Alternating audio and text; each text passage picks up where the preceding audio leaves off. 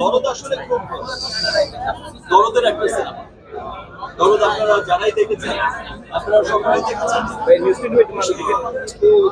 ঝামেলা কোনো সিনেমা না, বিশালত্ব এখানে নেই, কিন্তু ছবি দেখতে দেখতে দেখতে শেষ সময় যখন চলে আসে মনের অজান্তে পানি জমে যায়।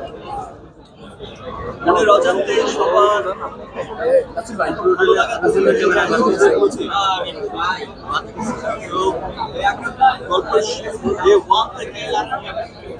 আজকের দিন পর্যন্ত আমরা দরদকে দরদ দিয়ে ভালোবেসেছি। দেশের মানুষও এই প্রতিকূল অবস্থা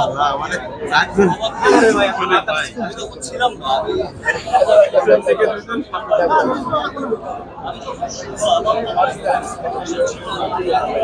বিভিন্ন কারণে হয়তো